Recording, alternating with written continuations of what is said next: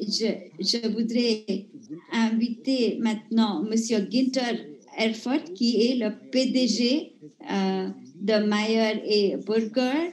Et cette société est l'une des sociétés qui fournit l'équipement photovoltaïque. Ils ont fait donc des décisions perturbatrices récemment pour dire que nous n'allons pas simplement vendre l'équipement, nous voulons établir la chaîne de valeur, créer nos propres cellules, nos propres modules, et nous sommes très contents que M. Erfurt a donc pris le temps de son programme très chargé pour être avec nous aujourd'hui. Merci, et j'espère que tout le monde peut m'entendre. Selon le programme, donc je n'ai pas beaucoup de temps. J'ai 2 diapos à partager avec vous avant de présenter rapidement ce que mon entreprise fait. Nous sommes en existence depuis 1953.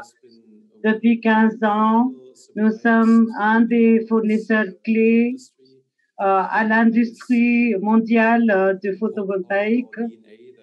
C'est une partie importante de notre ADN, c'est que nous arrivons à traduire les tendances académiques à des technologies utilisables par les industries.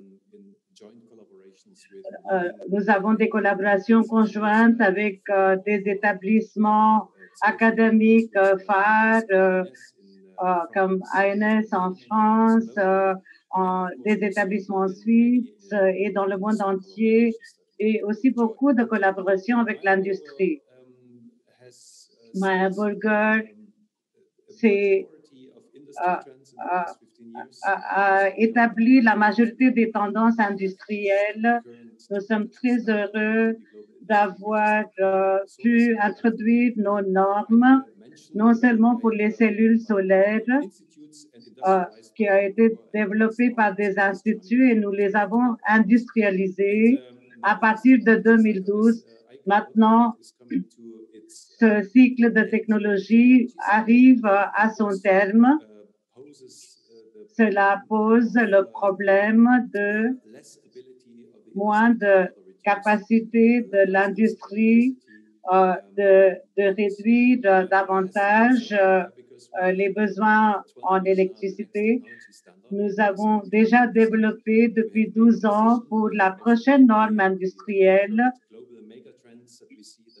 donc les méga tendances que nous avons vues. Nous n'allons pas vendre les technologies aux organismes mondiaux, mais nous allons le donner pour la fabrication. J'espère que je serai capable de partager quelques diapos avec vous. Je vais tenter le coup. J'espère que ça marche. Est-ce que vous pouvez voir ce que je suis en train de partager? Sorry, you have to go to the presentation mode, sir. So here we go. And the topic in this session. Le sujet lors de cette session, c'est sur les technologies perturbatrices et qu'est-ce qui nous attend à l'avenir. Donc, sur la liste du monde académique et aussi de l'industrie, nous avons la technologie hétérogène. C'est la technologie des cellules solaires passivées. Ça a déjà été développé dans les années 80 par Sanyo et après par Panasonic, qui est la reprise. Maintenant que tous les brevets ont expiré en 2008, il y a beaucoup d'autres entreprises qui ont commencé à réinterpréter cette technologie, de l'améliorer, de la rendre plus rentable pour augmenter leur performance. Je suis très fière de représenter ma compagnie ici aujourd'hui parce que c'est dans notre agenda déjà. C'était là dans 2008 et même aujourd'hui, nous sommes les phares dans cette industrie. L'efficacité cellulaire a déjà atteint plus de 24%. C'est à peu près 2% de plus par rapport aux normes actuelles. Je parle des efficacités moyennes. Il y a toujours le hétéro, comme je vous montre sur cette diapo. Technologiquement, nous pouvons atteindre les 26%. C'est une question d'encore quelques années. Cette technologie ne fournit pas seulement les efficacités très élevées au niveau cellulaire, mais a aussi une énergie beaucoup plus accrue, beaucoup plus importante que l'efficacité combustible. Donc,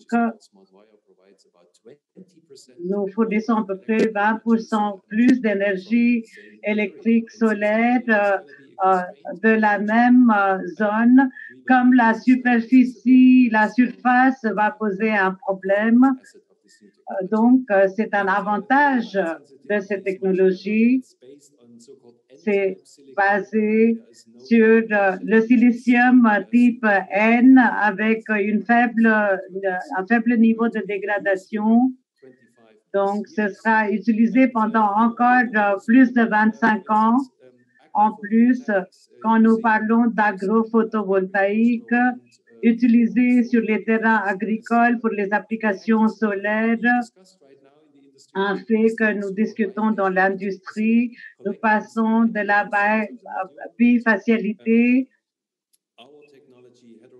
Notre technologie hétérojonction peut capturer plus de 90% de lumière de l'arrière par rapport à seulement 70% actuellement. Donc, cela représente une énorme différence. Et les bénéfices pour le client final, c'est aussi très clair. Donc, les coûts seront très rentables en ce qui concerne l'installation en aval pour tous les composants comme les cadres, comme la main-d'œuvre. Et ce rendement plus important d'énergie va réduire les coûts de l'électricité. Nous pouvons donc contribuer à ce que l'énergie solaire devienne encore plus compétitive qu'aujourd'hui. Nous avons choisi la voie de commencer notre propre fabrication en Europe parce que nous croyons que l'accès à l'énergie solaire doit être maîtrisé par chaque pays. Ça ne doit pas être laissé à une région seulement dans le monde, comme c'est le cas aujourd'hui, malheureusement. C'est principalement en Chine et encore quelques acteurs. Il n'y a pas vraiment la fabrication dans des autres parties du monde. Nous croyons qu'il y a, c'est dans l'intérêt politique également d'avoir plus d'appétit pour le développement des capacités de production dans toutes les régions. Nous sommes toujours prêts à vous aider dans ces démarches. Nous avons annoncé un plan de croissance pour faire 5 gigawatts de plus pour étendre le solaire dans d'autres régions directement sur les marchés pour éviter les expéditions qui vont provoquer beaucoup plus d'empreintes carbone. Je pense que je dois m'arrêter ici étant donné que les délais sont limités. J'espère que j'ai pu communiquer mon message et que j'ai fait ma petite contribution. Merci beaucoup.